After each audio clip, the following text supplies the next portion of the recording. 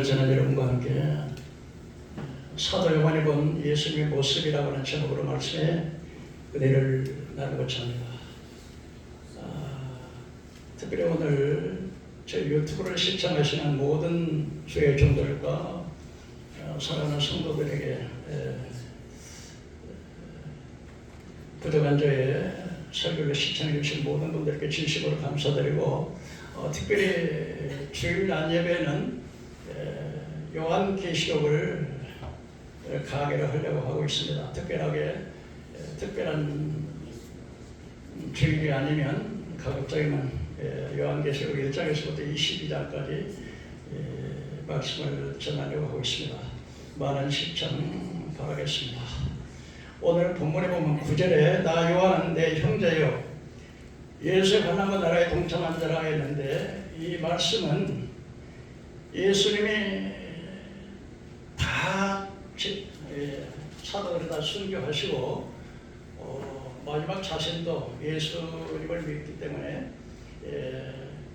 로마의 도미시안 황제 때 이 사도 요한을 죽이기 위해서 큰 광장에 수천 명이 모이는 그 광장에서 대형 큰 솥을 걸어놓고 거기다 기름을 붓고 북을 끓였습니다. 왜냐하면 그 뜨거운 그 기름가마에 사도 요한을 마치 tempura처럼 튀겨서 죽이기 위해서 그렇게 그 광장에다가 기름솥을 넣고 죽일 준비하고 있었습니다. 그래서 요한은 말하기를 우리 나 형제요, 그러니까 예수 믿는 사도들 또 우리 믿음의 형제들, 그러나 나 자신도 예수님 복음 때문에 이렇게 큰 그 환난과 예수 그리스도의 죽음에 동참한 자라고 그렇게 자신이 말씀하면서 그렇게 해서 안 죽으니까 이제는 그 사도 요한을 그 박모라고 하는 해 주변에 있는 그 섬인데, 거기에는 그 로마의 정치범들 그리고 아주 악독한 그 강도들 그리고 예수 믿는 사람들을 그 성 감옥에다가 이렇게 묘배를 보냈습니다. 그때 사도 요한은 정말 그 성령의 감동을 받아서 나팔 같은 큰 음성이 들리는데, 그 음성을 알아보려고 보았더니 인자 같은 이가 발에 끌리는 옷을 입고 가슴에는 금띠를 띠고 그리고 그의 머리털이 흰 양털 같고 눈 같고 그의 팔은 빛난 주석 같고 풀무에 달려난 빛난 주석 같고 그 입에는 아주 예리한 낯선검이 나오고, 그리고 이제 보니까 7 촛대 사이에 인자 같은 이가 발에 끌리는 옷을 입고 운행하시는데, 그런데 거기에 7 촛대를 붙들고 7 촛대 사이에 운행하고 계셨습니다. 그런데 이 촛대는 바로 교회에서 주의 종들을 오른손으로 붙들고 계시는 그 주님의 거룩하신 모습을 보면서 마치 죽은 자같이 엎드려서 죽은 자같이 되었다 이렇게 말씀을 하고 있습니다. 사도 요한은 예수님과 더불어서 3년 동안 동고동락하면서 예수님과 함께 지냈습니다. 그래서 그의 하시는 모든 일을 보았고 또 예수님께서 십자가에 죽으시고 부활하신 후에도 물론 예수님께서 그냥 그 두려움을 떨고 있는 문을 잠고 두려움을 떨고 있어서 놀라긴 했지만 그렇게 두려워서 떨고 그러지는 않았어요. 그런데 오늘 사도 요한의 박모섬에서 보신 그 예수님은 너무 두려워서 그냥 엎드려서 너무 두려워 죽은 자같이 됐다 그랬습니다. 그때 주님께서 말씀하시고 두려워 말라, 손에 어깨를 얹으시고 두려워 말라, 나는 처음이요 나중이니 내가 전에 죽었었다. 이제 세세토록 살아서 사망과 음부의 일서가 되었으니 네가 본 것과 지금 있는 일과 장차 될 일을 기록하라 이렇게 말씀하셨습니다. 왜 하나님께서 사도들은 다 순교했는데 아직까지 사도 요한은 살 수 있었을까요? 그것은 바로 그 말세지만의 그 귀중한 요한계시록과 그다음에 그 예수님의 육신의 어머니를 보양하는 부탁을 받았기 때문에 그 사명 때문에 하나님께서 그 영혼을 아직 불러가지 아니했지만은 그러나 사도들 못지않게 그 환난과 고난의 복음 때문에 환난과 고난에 동참했다고 자신을 소개하고 있습니다. 그렇다면 오늘 이 예수님의 제자들은요, 사실은 예수님 앞에 그렇게 표적도 보고 기적도 보고 수많은 요소를 봤지만은 예수님에 대해서 자세히 알지 못했습니다. 단지 예수님께서 이제 로마의 식민 정치를 타도하고 그리고 유대의 왕이 되면 자기들은 예수님 따라다니까 한절에 하겠다고 하는 그런 마음으로 따라다녔지만 실제적으로 예수님에 대해서 자세히 아직 모르죠. 그러나 오순절날 성령을 받고 난 다음에는 완전히 달라졌습니다. 사도 요한 역시 여러분 영적인 눈이 어두워서 예수님에 대해서 바로 알지 못했는데 영안의 눈을 뜨고 예수님을 보았더니 예수님이 바로 인류의 구원자요 하나님이라고 하는 사실을 알고 그 거룩하신 하나님 앞에 자기가 중간이 된 것입니다. 마치 우시야 왕 때에 이사야 선지자가 민족의 지도자를 잃고 나라의 암담함을 생각하고 나라를 위해서 기도하러 성전에 올라갔다가 놀라운 광경을 보게 됐는데 하나님은 보좌에 앉으셨는데 스라벨 천사들이 두 날개로 얼굴을 가리고 두 날개로 무릎을 가리고 두 날개로 날면서 거룩하다 거룩하다 거룩하다 이렇게 찬양을 올릴 때 문집 밖에 타가만 요동했습니다. 너무 그 광경을 보고서 두려워서 그 거룩하신 하나님, 그런데 그 거룩하신 하나님 앞에 자신을 비춰볼 때 너무 추하고 더러워서 내가 화로다, 내가 망하게 되었도다, 나는 내 입술이 부정한 자로서 내가 부정한 백성 가운데 거하면서 내가 거룩하신 하나님을 배웠으니 내가 살지 못할 것이다. 그랬더니 하늘의 천사가 붉게 닿는 숯불을 가지고서 이사야의 입술을 찢으면서 내 많은 죄가 사해졌느니라 말씀하시고 난 다음에 그 다음에 하늘에서 들려오는 음성이 있었는데 내가 누구를 보내며 내가 누가 나를 위해 갈고 우리 한번 따라해 보실까요? 내가 누구를 보내며 내가 누가 나를 위하여 갈고 그럼 이사야 선지자도 하나님의 거룩하신 모습을 보면서 너무 두려워서 정말 부정한 입술 가운데 거하면서 내가 입술이 부정한 자로서 거룩하신 하나님의 얼굴을 배웠다고 죽은 자같이 그 두려워했던 것처럼 사도 요한도 역시 영적인 눈을 뜨고서 예수님 성령의 충만함을 받아서 예수님을 봤더니 그 앞에 그렇게 두려워 떨었다고 말씀을 하고 있습니다. 여러분 이 성령의 은혜를 받지 못할 때 예수님께서 여러 가지 제자들을 불러놓고 말씀을 전했습니다. 그러나 예수님께서 말씀하시는 너희가 지금은 내가 다 말하지 못하고 지금 아무리 내가 말을 한다 할지라도 지금은 깨닫지 못할 것이다. 그러나 성령이 오시면 그가 너희를 모든 진리 가운데 인도하셔서 내가 지금 하는 말을 깨닫고 기억하고 또 어떤 능력의 사람이 되어서 땅 끝까지 복음 전가하는 귀한 종들이 될 것이라고 말씀을 하셨습니다. 그렇다면 오늘 사도 요한이가 첫째로 인자 같은 이가 했는데 이 인자 같은 이는 바로 우리 주 예수 그리스도이십니다. 그런데 그가 발에 끌리는 옷을 입고 그랬습니다.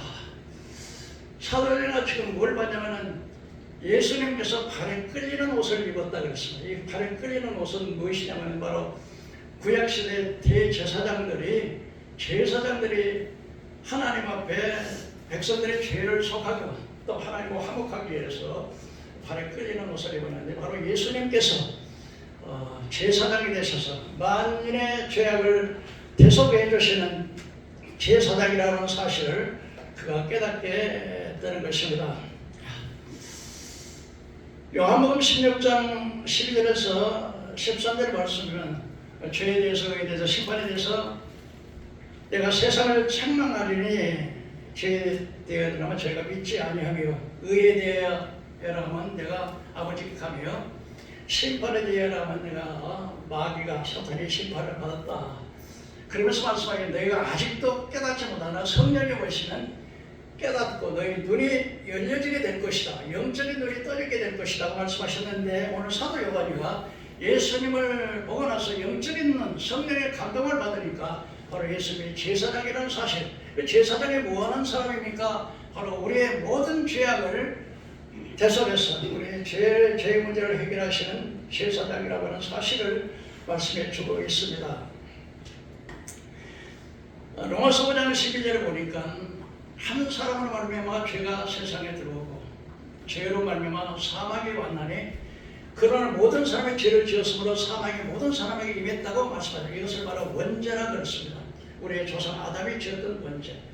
그리고 그 원죄의 뿌리에서 마치 이 나무의 뿌리에서 이 나무가 나는 것처럼 꽃이 나는 것처럼 죄의 뿌리에서는 죄가 나는 것입니다. 그래서 이게 우리가 짓는 죄, 내가 태어나서부터 죽을 때까지 짓는 죄를 자범죄라 그렇게 말합니다. 그래서 로마서 3장 10절에 의인은 없나니 한 사람도 없고 제 목구멍은 열려 무덤이요 그 입술은 그 혀로는 소금을 베풀고 그 입에는 악독이 가득하고 그 입에는 저주와 악독이 가고 피우면 내빠르다. 그래서 모든 사람이 다 원죄와 자범죄로 죄인되는 것입니다. 그리고 그 죄값은 넘어서 6장 23절에 죄값은 사망이라고 말씀하고 있습니다. 여러분, 사망이라고 하는 것은 그 육신의 죽음뿐만이 아니라 우리 영원히 꺼지지 않는 뜨거운 물, 벌레도 죽지 않고 구덩이도 죽지 않는 그 고통스러운 것을 영원히 심판받아 고통당하는 그 지옥에 떨어지는 것을 우리가 사망이라고 그렇게 말을 하고 있습니다. 그런데 원죄와 자범죄로 인해서 사망에서 영원히 지옥 갈 수밖에 없는 우리를 예수님께서 그 십자가의 보혈의 피로써 우리의 죄를 대속하시고 우리를 죄에서 해방해 주셨다고 하는 사실을 대제사장의 끌린 옷을 입었던 예수님을 통해서 깨닫게 된 것입니다. 그래서 히브리서 9장 12절에 염소와 황소의 피로 하지 않고 구약 시대에는 제사장이 이제 백성들의 죄를 지면 양이나 수양의 피를 가지고 와서 지성소에 들어가서 그 죄를 속하였는데, 이제는 그 짐승의 피, 그 피는 죄를 지을 때 당시 바로 그 죄를 유보할 수는 있지만 또 죄를 지면 또 제사를 지내야 되고 또 죄를 위해서 계속 해야 되기 때문에 영원한 속죄가 안 되는데, 예수님께서는 자기 몸으로 이제 송아지 피로 아니고 자기 피로 영원한 속죄를 드려서 단번에 성소에 들어가셨다. 그래서 과거, 현재, 미래의 죄를 완전히 갚으셨다. 이렇게 말씀을 하셨습니다. 마가복음 10장 45절에 보면은 이렇게 말씀을 하십니다. 인자가 온 것은 섬김을 받으려 함이 아니요 도리어 섬기려 하고 많은 사람의 대속물로 자기를 주려 하시다. 이게 대속이라고 하는 말이 무슨 뜻이냐면 바로 내가 내 죄값을 주님께서 갚으셨다. 내 예수의 보혈의 피로써 내 죄값을 완전히 갚으셨다 하는 것을 말씀해 주고 있습니다. 그러므로 이 대제사장의 일로서는 우리의 죄의 문제를 해결하시고, 두 번째는 하나님과 화목하는 일을 하셨습니다. 그래서 히브리서 10장 19절에 원수된 것을 자기 육체로, 그러니까 자기 육체로 제어하시고 휘장 가운데 이루는 이 길은 바로 휘장 가운데 이루는 살 길이요. 그 휘장은 바로 예수의 육체라 그렇게 말씀하셨습니다. 이게 무슨 말이냐면 휘장 가운데 열어놓으신 새로운 살길이요. 그 휘장은 바로 예수의 육체라 그렇게 말씀하셨는데, 이 뜻을 좀 생각하면 구약 시대에 이 대제사장이 백성들이 죄를 속에서 1년에 한 번씩 속죄일이 있는데, 이 속죄일 날 양의 피를 가지고 와서 자기의 죄와 이 백성들의 죄를 속하기 위해서 이 지성소와 성소 사이에 휘장이 이렇게 막혀 있었었는데요. 그런데 만일에 이 제사장이나 조금이라도 실수가 있다면 그냥 죽어요. 그래서 일반 사람들은 그 지성소에 들어가면 죽기 때문에 제사장이 진짜 우리의 죄를 지금 제사를 드리고 있는지 확인하기 위해서 제사의 발에다가 끈을 묶습니다. 만일에 제사장이 그 지성소에 들어가서 자고다 죽으면 사람들이 못 들어가니까 그 끈을 잡아서 이렇게 끄집어내야 되거든요. 그래서 1년에 한 번씩 대제사장은 백성의 죄를 속죄하기 하는 그 속죄 제사를 드렸는데, 근데 예수님이 십자가에서 죽으시면서 다 이뤘다고 하실 때, 운명하실 때 그 휘장이 성소와 지성소 사이를 가로막고 난 휘장이 위에서부터 아래로 쫙 찢어졌어요. 그런데 이 휘장은 뭘 의미하냐면 바로 예수님의 육체라는 거예요. 그래서 예수님의 육체가 죽을 때 휘장이 찢어지고 하나님 앞에 나갈 수 있는 길이 열린 거예요.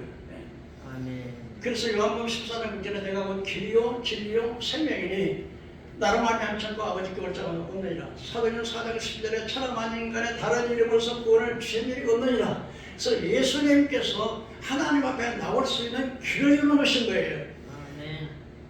여러분, 우리의 죄의 문제는 어떤 선행이나 어떤 인간이나 어떤 종교로서 우리의 죄의 문제는 해결할 수 없고 오직 예수 그리스도만의 길이 되셔서 그 십자가로서 휘장을 찢어버리고 하나님께 나갈 수 있는 길을 열어주신 것입니다.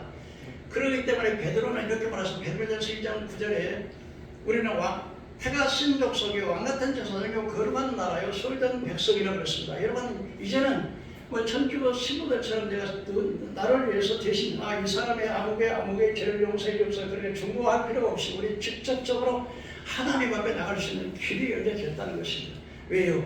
예수님께서 하나님과 화목하게 하시고 원수된 것을 십자가로 소멸해 버리시고 그는 평강의 하나님으로서 둘을 하나로 만들어서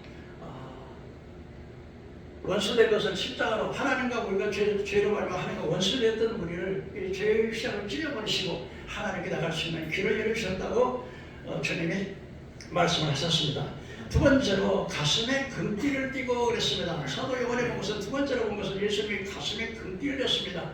이 가슴에 금띠를 뗐다는 것은 바로 만왕의 왕이요, 예수님께서 만왕의 왕이요 만주의 주예요. 세계 만민을 통치하는 만왕의 왕이 되신 것을 상기해 주고 있습니다. 빌립보서 2장에 보면은 너희가 이 마음을 품으라 곧 그리스도의 마음이니 그는 근본 하나님의 번처신 하나님과 동등됨을 취할 것으로 여기지 않고 자기를 위한 종의 형체를 가졌고 또 십자가에 죽기까지 복종하셨으니 곧 십자가에 죽으시리라. 그리고 하나님께서 그를 지극히 높여서 하늘에 있는 자들과 땅에 있는 자들과 땅 안에 있는 모든 자들의 무릎을 예수에 꿇게 하시고 그 이름을 더서 하나님께 영광을 돌리게 하셨느니라 하셨는데요. 즉 무슨 말씀이냐면 여러분, 예수님께서는 삼위일체 하나님이셨지만 이 땅에 우리를 구원해 오시기 위해서는 자기의 모든 하나님의 영광을 다 내려놓으셨어요. 그래서 이사야 53장에 보면 우리가 전한 것을 누가 믿었는지 여호와의 팔이 네게 나타나며 그는 마치 자라나기를 연한 쑥하고 마른 땅의 줄기 같아서 고운 모양도 없고 풍채도 없고 아름다운 흠모할 만한 아름다운 것이 없었다 그랬습니다. 그렇기 때문에 예수님이 이 땅에 내려오셨을 때 완전히 하나님의 영광을 내리시고 가장 낮고 천한 죄인의 모습으로 이 땅에 오셔서 우리 십자가를 위해서 우리의 죄를 영원히 속죄하셨다고 하는 사실을 성경에서 말씀해 주고 있습니다. 그러므로 예수님께서는 이제 하늘에 있는 자들과 땅에 있는 자들과 땅 안에 있는 자들을 모든 이름이 예수 이름 앞에 무릎을 꿇게 한다 그랬습니다. 무슨 말이냐면 여러분, 하늘에는 천사들 또 구원받은 백성들, 땅에는 이미 세상의 왕들과 모든 사람들, 그리고 땅 안에 있는 지하에 있는 모든 귀신들을 완전히 통치할 수 있는 그 권세가 예수님께 주어졌습니다. 그래서 오늘 본문에도 보면은 내가 사망과 음부의 열쇠를 가졌다 그랬습니다. 여러분, 예수님 앞에 나서 마지막 심판대 섰을 때 지옥이냐 천국이냐를 판단하시는 분이 바로 예수님에게 주어진 권한이, 예수님이 이 사람을 지옥에 보낼 수 있고 천국에 보낼 수 있는 그 권한이 주님께 예수님께 주어서 바로 가슴에 금띠를 떼달아서는 그 예수님이 만왕의 왕이요 만주의 교시며 영원한 통치자시요 하늘에 있는 자들과 땅에 있는 땅에 있는 모든 자들을 통치할 수 있는 권한을 아버지께로부터 받았다는 사실을 보여주고 있는 것입니다. 세 번째로 그 머리가 흰 양털을 갖고 눈 같으며 그랬습니다. 여러분, 희다고 하는 것, 머리가 희다는 것은 여러분 사람이 나이가 들면 우리 대부분의 사람들이 어른들은 참 무시하죠. 그러니까 여러분 우리 기성세대가 없다면 오늘 젊은 세대가 없어요. 이 나라에 정말 나이 드신 우리 기성세대들이 정말로 그 눈물을 흘리면서 이 시대를 걷는데, 그래서 옛날 사람들은 그렇게 많은 공부를 못했어요. 학구적으로는 좀 뭐 이렇게 지식이 없지만 세상을 살면서 마음과 풍성을 다 겪었어. 쓴맛다맛 다 보셨어요. 그래서 그에게는 지혜가, 인간은 이걸 살아가는 인간 지혜가 있는 거예요. 지식이 있는 거예요. 그래서 머리가 희다고 하는 것은 바로 예수님 머리가 희다면 예수님의 그 지혜를, 예수님만 지혜로우신 분이라는 거예요. 또 머리가 희다는 것은 모르겠습니다. 검은 것은 우리가 죄와 절망과 이런 걸 어둠을 가리키지만, 희다고 하는 것은 성결하는 거예요. 깨끗해서. 예수님께서는요 죄가 없으세요. 그래서 고린도후서 5장 21절에 죄를 알지도 못하신 자로 우리를 대신해 죄를 삼으신 것은 하나님께서 그를 통해서 우리의 하나님 앞에 의가 되게 하라 하십니다. 십자가는 예수님의 사랑과 공의를 창조하는 거예요. 그래서 예수님께서 죄를 하지도 못하신, 전혀 죄가 없으신, 거짓말하지 아니하고 죄를 한 번도 짓지 아니하는 그 성결하고 깨끗한 것을 바로 신당 들어갈 것 같다고 이렇게 말씀을 하셨습니다. 내처럼 여러분 그의 눈은 불꽃 같으며, 여러분 하나님께서 에레미야 17장 9절에 만물보다 거짓되고 부패한 인생의 마음을 누가 아느냐. 그러나 하나님은 심장을 살피시고 쾌고를 시험하시고 선악간에 심판하신다 그랬습니다. 하나님이 여러분 우리를 보실 때 이 모든 상담한 세계 모든 다 관찰하실 때 그런 사람들은 외모를 보지만 주님은 우리 심장을 보고 쾌고를 시험하셔서 선악간에 심판하시고, 그러니까 예수님의 불꽃 같은 눈으로 우리를 깨뜨려 보시는 거예요. 믿습니까? 네. 여러분 오늘 이 시간에 예배드리는 건 여러분의 삶 속에서 어떻게 삶을 살아가시는 거 이걸 다 준비해보고, 악한 자들의 악도 보지만 우리 주님께서는 선한 눈으로 누가 선한 일을 하는지, 누가 그렇게 사는지, 누가 그러한 삶을 살아가는지 그 불꽃 같은 눈으로 그를 보신 것입니다. 그래서 잠언 15장 3절에 여호와의 눈이 어디서든지 악인과 선지를 감찰하시느니라. 역대하 10장 9절에 여호와의 눈은 온 땅에 두루 감찰하사 전심으로 자기를 찾는 자들을 위해서 능력을 베푸신다 그랬습니다. 시편 34편 15절에 여호와의 눈은 의인을 향하시고 그 귀는 그들의 부르짖음에 귀를 기울이신다 그랬습니다. 여러분 하나님께서 의인을 살펴보신다는 거예요. 그리고 의인들이 기도할 때 그 기도를 듣기 위해서 그 귀를 기울이신다 이렇게 말씀하신 것 같아요. 요즘 그 CCTV 알죠? 또 화장실에다가 몰래 카메라도 많이 달아놨는데 우리가 아무리 도적질하고 이렇게 나쁜 일을 하더라도 그거 딱 찍히잖아요. 근데 예수님의 눈은 그보다도 훨씬 더, 그래서 여러분들이 태어나면서 죽을 때까지 지었던 죄를 주님 앞에서 마치 활동사의 필름처럼 쫙 비치 불꽃 같은 눈으로 보시면서 한 사람 한 사람의 악행과 세력을 다 기억하시는 그런 불꽃 같은 눈을 가지고 계신다는 것입니다. 제가 그 어떤 책을 보다가 감동어린 그 이야기를 하나 들었습니다. 어느 34살 먹은 그 회사원이 용산에서 근무하는데 그날에 역삼역에서 업무가 있어가지고 이제 회사를 가려고 하는데, 서류를 가지고 회사를 가려고 하는데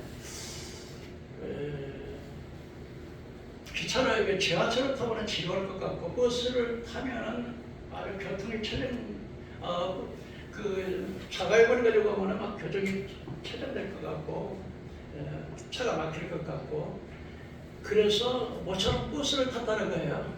그날 따라서 버스가 한가해 가지고 저 뒷자리에 이렇게 좀 앉아 있는데 그날 따라서 승객이 많지 않아 가지고 뒷자리에 차려하고 있었습니다. 근데 기사가 운전하다 몇 정거장 가다가 한 정거장에 갔는데 한 정거장에서 할아버지가 양손에다가 옷을 잔뜩 들고 이제 버스에 올랐습니다. 아마 시골에서 이제 농사 지은 걸 아마 자식들 갖다 주려고 한 거예요. 그런데 갑자기 한 10m 정도 버스가 가더니 기사가 차를 탁 급잡고요. 차를 멈췄습니다. 그러면서 고함을 치면서 하는 말이 차비가 없으면 내리세요. 고함을 쳤습니다. 그러면서 기사 아저씨가 할아버지 차비도 없이 왜 버스를 타냐고 막 구박을 하고 내리라고 호통을 치면서 버스 문을 열었습니다. 그때 그 할아버지가 한 번만 차를 타게 해주시고 내가 지갑을 놓고 와서 그런다고. 그때 이제 그 회사분이 들으면서 좀 한 번 좀 그 할아버지 나이도 드시고 또 지갑을 넣고 오셨다 그러는데 양손에 물건 들고 오는데 굳이 꽉 눌러서 팍 내려 고함을 치면서 그렇게 해가지고서 참 자기 마음에 좀 한번 내려줬으면 하는데 뒤에 앉아가지고 이제 용기가 안 나가지고 그러고 있는데 초등학교 한 여학생이 일어나더니 기사 앞에 호통을 치더니 거예요. 기사 아저씨, 아니 할아버지잖아요. 지갑을 넣고 오셨다고 하잖아요. 그러면서 자기 가방에다 몰래가지고선 10,000원짜리 하나를 그 통에다가 툭 집어넣으면서 아저씨, 이제부터 저 할아버지같이 불쌍한 사람 보면은 10사람은 그냥 공짜로 10사람을 태워주세요. 그 할아버지는 오셔가지고 자기 자리에다가 앉히더라는 거예요. 근데 뒤에 있는 이 회사원이 자기가 평소에 그렇게 창피하고 그렇게 부끄러울 수가 없더라는 거예요. 근데 그 사람만 그런 게 아니라 버스를 탔던 모든 사람들이 아마 어른들이 아마 다 그들인데 고개를 못 들고 자꾸 고개를 숙이고 있더래요. 그래서 내리는 역에 내려서 막 그런데 안 내리고 있으니까 문을 열어놓고 할아버지 내리세요, 내리세요, 내려요, 빨리 내려요. 문 열어놓고 그게 불쌍하더라는 거예요. 그래서 좀 봐줬으면 하는 그런 마음이 있었었는데 이 초등학교 여학생이 편안한 초등학교 여학생이 오더니 막 기사한테 호들 치면서 허른 머리 할아버지잖아요. 지갑을 놓고 오셨다고 하잖아요. 그러면서 10,000원짜리 하루 해가지고 또 때리면서 앞으로 이렇게 불쌍한 사람 10사람을 태워주세요. 그 자기가 하나 부끄러웠다는 거예요. 그러고 이제 차에 내리면서 그 학생에게 10,000원짜리를 하나 풀어가지고 모기 같은 소리로 학생 미안해 그러고 집어넣고 내려가니까 학생이 이렇게 쳐다보면서 아저씨 괜찮아요. 아저씨 감사해요. 그래서 그가 이렇게 생각했다는 거예요. 이 땅에 이렇게 천사 같은 이 어린 학생들이 그렇게 용감하게 그렇게 하는 걸 보고서 자기 굉장히 부끄럽다는 이야기를 들었어요. 제가 왜 이야기를 하냐면 하나님은 악한 자만 보시는 것이 아니라 선한 자를 다 살펴보시는 불꽃 같은 눈으로 우리의 일거수일투족을 감찰하신다고 하는 사실을 우리가 좀 알아야 되겠습니다. 네 번째로, 다섯 번째로 그 말이 풀무에 달려난 빛난 주석 갖고 그랬습니다. 막 용광로에다가 쇠로다가 막 붉게 다르잖아요. 그런 것처럼 막 예수님의 발이 막 빛난 주석같이 막 그렇게 막 빛났습니다. 이것은 바로 사탄 마귀 권세를 깨뜨려 보시는 주님의 능력을 상징하고 있습니다. 아멘.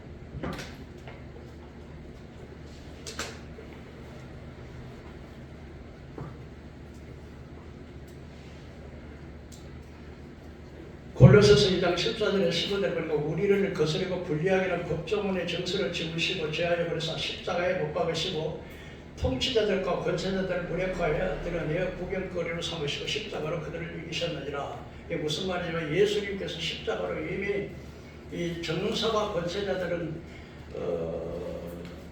요한계시록 12장에 보면은 에베소 6장에 보면은 우리의 힘은 혈과 육에 대한 것이 아니라 정사와 권세와 이 어둠의 세상 주관자를 하늘에 악한 영들에 대하면 이 정사와 권세자들은 뭐냐면 바로 이 세상을 지배하고 있는 모든 악한 악령들을 어떻게 했습니까? 그 악령들을 그러니까 율법으로 된 정서를 찢어버리시고 십자가로 못 박아버리시고 통치자들 그러니까 이게 세상을 지배하는 악한 영들을 권세를 무력하게 만들어버려요. 무력하게 악한 사탄 마귀 귀신들의 권세를 그 능력을 무력하게 만들어버렸다는 것은 뭐냐면 무기를 빼앗아 버렸다는 거예요. 그리고 드러내서 구경거리로 삼으시고 십자가로 이기셨다. 그 말은 뭔 말이냐면은 이제 마치 그 로마 군인들이 이렇게 전쟁을 해가지고 적에 들어가서 왕들이나 적장들이나 그 포로들을 줄줄이 묶어가지고 끌고 오면서 사람들이 이렇게 구경거리고 하듯이 마귀의 권세를 완전히 무력화해서 마귀의 무장 해제해버렸다는 것입니다.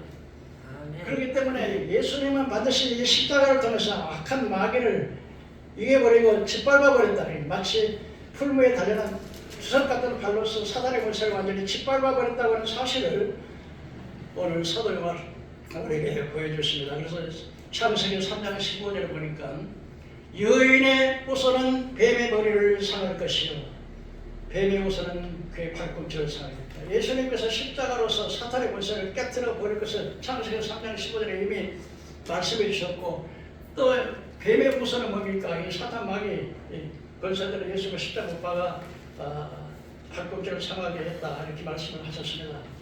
근데 여러분 예수님만 우리의 권세가 있는 게 아니라 우리 예수 믿는 사람들도 우리가 권세가 있어요. 아멘. 여러분들 우리가 알지 못해서 그렇지 우리 보이지 않는 눈으로 안 보여서 그렇지 수많은 마귀들이요 우리를 붙잡고 있고 괴롭게 하고 질병을 갖다 주고 사업에 실패하게 하고 교통사고 나게 만들고 가정을 파괴시키고 서로 원수되게 하고 아주 불안 걱정 두려움 이렇게 갖다 주는 이런 권세를 예수님께서도 권세가 있지만 이름에도 권세가 있지만 우리에게도 권세를 주셨다는 거예요. 그래서 누가복음 19장 19절에 내가 뱀과 정갈을 밟으며 원수의 능력을 제할 권세를 주었느니라는 말씀입니다. 권세라고 하는 게 뭐입니까? 권세, 능력과 권세가 어떻게 다르죠? 예를 한번 들어보겠습니다. 지금 기사 아저씨가 트럭을 몰고 120km로 빡 질주해요. 근데 그때 마침 25살 먹은 교통경찰관이 호로라를 훅 부르면서 손을 탁 들으면 가야 돼요? 멈춰야 돼요? 멈춰야 왜 그러죠? 권세. 교통성격이 딱 멈춰. 아무리 차가 120km 달려와도 손 한번 딱 들으면 딱 멈춰. 이게 바로 권세요. 왜요?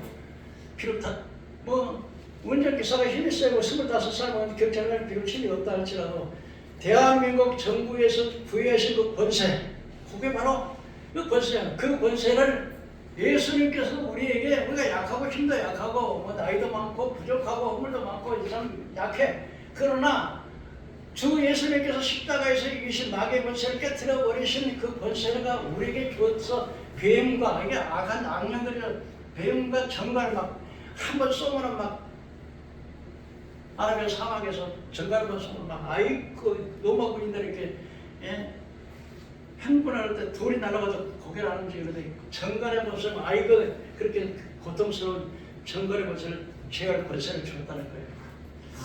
저는 이 말씀을 준비하면서 이런 생각이 났어요. 한 번은 조영기 목사님께서요 농사를 지었는데 이제 추수를 하면 이제 곡간에다가 알콩을 갖다 놓지만 미리서 이제 추수하다 곡간에 닿기 전에 큰 그릇에다 부지에다가 해본 그 그릇에다가 곡식을 담아놓으니까 이 쥐란 놈이 그걸 먹으려고 들어갔어요. 그래서 조영기 목사가 이제 좀 개구리처럼 이 쥐를 잡으려고 고양이를 갖다 거기다 집어넣었어요. 근데 조금 있으니까 아유 고양이가 쥐를 잡겠지 했는데 조금 있으니까 막 고양이가 꽉 소리를 지르고 막 들어다 보니까 네가 고양이가 쥐를 잡는 게 아니라 쥐가 고양이를 물어가지고 막 도망쳐 다니는 거야. 그래서 그 고양이를 끄집어내가지고 이렇게 말했다는 거야. 이 딱한 고양이야 너는 태어나면서부터 이 쥐를 이기고 됐는데 어째 저 쥐새끼한테 저렇게 쫓아내느냐. 이게 뭔 말이겠습니까? 우리 예수 믿는 사람이 우리에게 이런 권세를 줬는데 마치 우리 이 고양이는 한 번도 쥐를 안 잡아봤기 때문에 그 잘 몰라. 그렇지만은 근데 우리가 이 마귀 권세를 그렇게 했지. 마귀가 쥐라고 그러면 우리는 고양이인데 이 영권을 가지고도 맨날 그렇게 물리고 다치고 찌고. 여러분 예수의 이름의 권세를 사용하시길 바랍니다. 아멘. 여러분 내가 예수께서 내게 주신 권세와 예수께서 하늘과 땅의 모든 권세를 가진 예수의 이름으로 명하노니 이 모든 저주는 떠나간 주나 주여 주님께서 채찍에 맞으시면 나음을 입었습니다. 그러고 기도하세요. 그 말씀을 자꾸 선포하세요. 평소에도 그냥 예수님께서 우리의 저주를 다 짊어지셨습니다. 이제는 예수님이 저주를 다 속량하셨습니다. 우리 가정의 조상 때부터 내려오던 모든 저주는 끊어질 줄 믿습니다. 아멘. 그게 바로 기도야 기도. 이렇게 되면은 우리가 권세, 예수의 권세. 그래서 예수님께서는 이 사단의 권세를 완전히 영광의 빛난 주석까지 발로 밟아서 완전히 복사를 만들어 버렸고, 그리고 또 거기에서 그들이 가지고 있는 모든 무기를 갖다가 무력하게 만들어서 무기가 없는데 마귀가 어떻게 이겼습니까, 여러분? 이사야 54장 10절에 보면 너를 치려고 제조된 모든 연장이 쓸모없이 됐다는 거예요. 하나님께서 마귀가 우리를 치려고 만들어낸 연장이 있는데 이거를 하나님께서 쓸모없도록 만들어버리고, 그리고 우리를 대적하기 위해서 그 대적하기 위해서는 그 악한 입술, 참소하는 입술을 무력하게 해서 오히려 그들이 그 참소하는 자가 내게 책망을 받게 하는 그런 능력을 우리에게 주셨다고 하는 사실을 우리 성경에서 우리에게 말씀해 주고 있습니다. 여섯 번째로 그의 음성은 많은 물소리와 같고, 여러분 예수님께서 그 말씀을 하시는데 그 말씀이 마치 물이 흐르는 것처럼 그냥 참악한 목소리가 들렸어요. 그 음성이 무슨 음성일까요? 여러분 계시록 3장 20절에 내가 문 밖에서 두드리려니 누구든지 내 음성을 듣고 모르냐면 나는 그로 더불어 먹고 그는 나로 더불어 먹으리라고 했습니다. 여러분 교회를 아무리 다녀도요, 여러분께서 마음의 문을 열어야 주님이 들어오시지, 계속해서 주님이 문을 두드리십니다. 여러분 문을 두드려야 마음의 문을 열라고 문을 두드리는 거예요. 근데 주님이 두드리시는 이 문은 손잡이가 없어요. 그럼 어떻게 문이 열려야 돼요? 안에서 열어야 돼. 내가 마귀라는 놈은 강도들은 들어갈 수 있어요. 막 부수고 들어갈 수 있죠. 그런데 예수님은 인격적인 주님이들 내가 문을 안 열면 안 들어가셔요. 그래서요, 예수를 믿는다는 것은 요한복음 1장 11절에 영접하는 자, 그 이름을 믿는 자, 영접하는 자, 마음의 문을 열고 주님을 내 마음에 모셔드려요. 우리 어머니 권사님이셨는데 늘 이런 말씀하셨어요. 영철아, 또는 이 목사님 그래요, 저보고도. 이 목사님, 나는 내 마음속에 자식하고 하나님밖에는 없다. 마음속에 뭐가 있다요? 하나님. 영접한 거죠, 예수님은. 그래서 여러분 마태복음 11장 28절에 수고하고 무거운 짐진자로 다 내게 오라, 내가 너희를 편히 쉬게 하리라. 주님이 우리를 초청하시면서 여러분의 짐을 가지고도 오라는 거예요. 주님의 음성으로 너희가 수고하고 무거운 짐진자로 다 내게로 오라, 내가 너희를 편히 쉬게 하리라. 여러분이 무슨 짐을 지고 있어요? 질병의 짐입니까? 가난의 짐입니까? 아니면 자식의 걱정의 짐입니까? 아니면 대인관계의 짐입니까? 염려, 근심, 걱정, 수고, 두려움 다 가지고 주님께 오라는 거예요. 내 염려를 주께 맡겨 버리라. 그럼 주가 저를 이루시고 책임지리라. 믿으시길 바랍니다. 여러분, 내가 염려한다고 피를 한 자로 될 수 있겠습니까? 내가 염려한다고 문제가 해결됩니까? 두렵습니까? 걱정됩니까? 내일이 염려됩니까?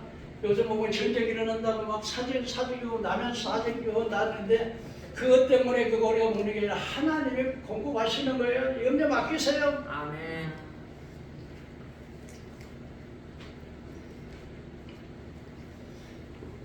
이 철로 역전이라고 하는 책에 보면요, 기독교가 장방석을 따라서 이 등에다가 무거운 짐을 이렇게 가는데 십자가 밑에 딱 내려갔더니 그 무거운 죄짐의 집보따리가 뚝 떨어졌어.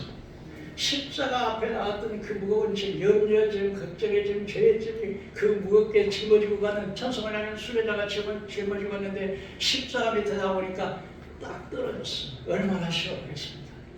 우리 찬송이죠. 주 안에 있는 나에게 땅의 힘이 있으리라. 십자가 밑에 나와가 내 짐을 풀었네. 아멘. 주님을 찬송하면서 할렐루야 할렐루야.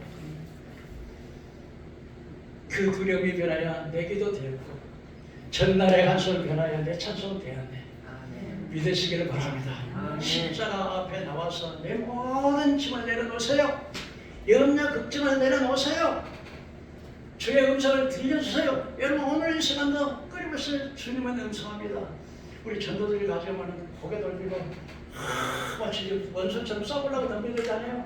마음의 문을 안 열어요. 주님께서는 그 한 영혼 한 영혼에게 내게 오라 오라 방황치 말고 오라 죄 있는 자들도 오라 있는 그대로 못난 그대로 부족한 그대로 오라 네가 사람을 죽였냐 걱정하지 말고 오라 네가 도적질했느냐 음란했느냐 오라 내가 네 모든 죄악을 십자가에 다 대속해서 네 죄짐을 다 갚았느니라 죄액을 다 갚았느니라 오라.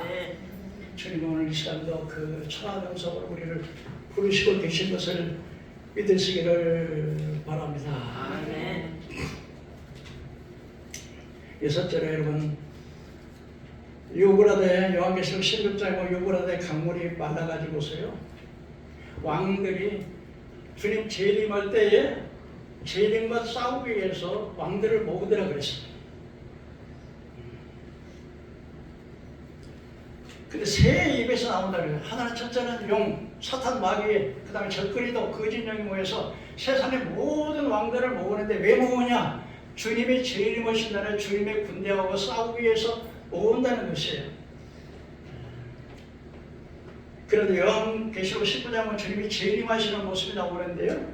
주님이 재림하실 때 하늘에 군대가 있어 희고 깨끗한 세마포를 입고 백마를 타고 그들다는 거예요. 예수님이 백마를 타시고 그 다음에 하늘의 천군 천사가 흰 옷을 입고 백마를 타시고 예수님 뒤를 따르시고 그 다음에 지금 낙원에 가 있는 영혼들이 또 예수님 앞에 나와서 나오시는데 그때 예수님의 입에 날쌘 검이 입에서 날쌘 검이 나오더라는 거예요.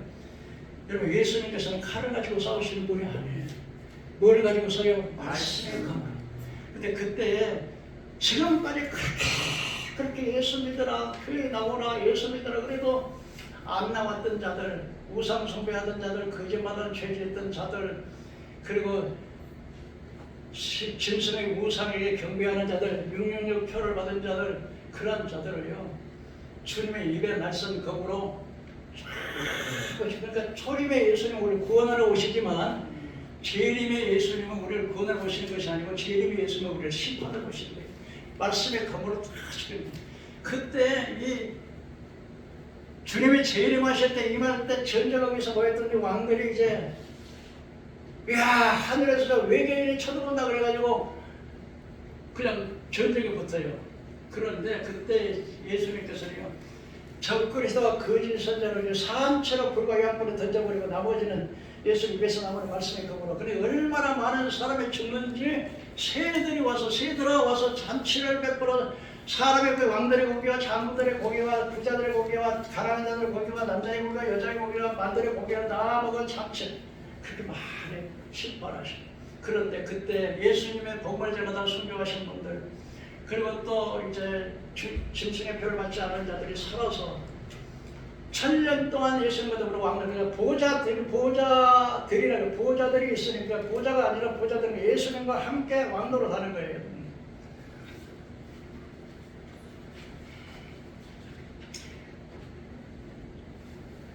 고린도전서 51장에 보면 이렇게 있습니다. 내가 너에게 비밀을 말하는데 다 전달할 것이 아니라 마지막 나팔에 죽은 자들이 먼저 일어나고 살아남은 자가 변화되리라. 호련이 다 변화되리라. 무슨 말입니까? 데살로니가서 4장 16절 18절에 주께서 호련과 천사장의 소리로 주님 재림할 때 천사의 나팔 소리가 나는데 그때 죽은 자들이 먼저 일어나고 살아남은 자는 공적으로 끌어올려서 공적에서 주를 영접하게 하신다 그랬어요. 이게 바로 비밀입니다. 예수님께서 재림하실 때 먼저 낙원에 가 있는 자들 있잖아요. 지금 영혼만 낙원에 가고 지금 땅에 육체는 땅에 있는데 이들이 구하는다는 거예요. 그리고 살아남아서 아직까지 거듭나 살아남은 사람은 예수님이 일어날 때 이 몸이 이런 몸이 아니라 부활의 몸으로 변화되는 거예요. 그래서 주님을 받게 된다는 거예요. 사랑하는 성도 여러분, 여러분들이 주의 재림의 날에 어떻게 할 것입니까? 재림의 날에 환영받는 자가 되겠습니까? 충성된 자로 서겠습니까? 아니면 주님의 심판받는 자로 서겠습니까? 주님은 반드시 재림하십니다. 이제 재림의 날이 가까웠습니다. 그리고 이제는 사도 요한의 공경입니다. 이 7 촛대가 섰는데 일곱 촛대 구약 시대 보고 일곱 금촛대가 쫙하게 이 성전을 비치는데 이 일곱 촛대는 일곱 교회고 일곱 사자라고 그랬습니다. 근데 일곱 사자인데 바로 주님께서 이 일곱 사자들 죄의 정도를 오른손으로 붙들고 사역을 하시고 계신다는 거예요. 오늘날 여러분 많은 사람들이요 교회 성전을 막 크게 짓고 또 막 많은 사람들 영혼에 대한 관심보다는 그냥 어떻게 보든지 교회를 막 거대하게 아름답게 최대의 음향시설과 아주 세련된 그야말로 그 동영상을 보면서 그리고 사람을 많이 모이면 목회잖아요. 목회자가 유명해지죠. 이름이 있죠. 근데요 오늘 많은 사람들이 그래서 이제는 악한 마귀가요 성물을 타고서 파원주의 안양들 사회 이단들 이런들이 마귀가요 이 성령을 타고 막 탑을 넘어오는데 이 파수꾼이 나팔을 안 불어요. 그러다 막 이 마귀들이 교회가 막 그 교회가 주인이 돼야 되는데요. 오늘날 뭐 내가 교회 개척했으니까 내가 목사가 내가 주인이다 그러고서 이 목사는 사실 죄적으로 섬기는 자들 말이에요. 예수님께서 내가 섬김을 받으러 온 것이 아니라 섬기러 왔다는 것처럼 죄적으로 섬겨야 되는데 자기가 성도를 앞에서 군림해가지고 지금 엄청 명령하고 그러면 그건 그래서 한 번은 어느 흑인들이 백인 교회로 들어가려고 그러니까 백인들이 그 아들자가 당신은 이거는 흑인들은 못 들어와요. 못 들어가고 계단에 앉아 있으니까 예수님께서 그 흑인을 보고 너는 왜 거기 그렇게 앉아있냐 그랬더니 흑인이 나는 흑인이라고 전 사람들이 못 들어오게 해요. 그랬더니 예수님 하시는 말씀이 나도 못 들어간다 그랬더니 예수님이 안 계시는 교회는 교회가 아니에요. 있습니까? 예수님께서 어떻게 오늘날도 여러분 죄의 종을 붙들고 역사하시는 것에 교회 사이에 운행하시는 거예요. 2000년 역사의 교회 시대에 그 주님께서는 한 번도 교회를 떠난 적이 없고 항상 교회에서 죄의 종을 붙들고 교회 운행하시는데 너무나 많은 교회가 예수님을 주인으로 모시지 않고 예수님이 거기 계시지도 예수님 안 계시는 교회가 너무 많다는 거예요 여러분. 그러므로 여러분 마지막으로 여러분에게 말씀드립니다. 여러분 주님 다시 오실 때 영접하고 환영받을 자 되겠습니까? 아니면 심판받아서 그냥 전부 다 그냥 죽임을 당하고 처참한 비극적인 인생을 살 것입니까? 사랑하는 성도 여러분 오늘 이 유튜브를 방송을 듣는 모든 시청자들 여러분 주님이 다시 오실 때 착하고 충성된 종으로 설 수 있는 저와 여러분 될 수 있기를 주의 이름으로 축원합니다. 아멘. 기도하겠습니다.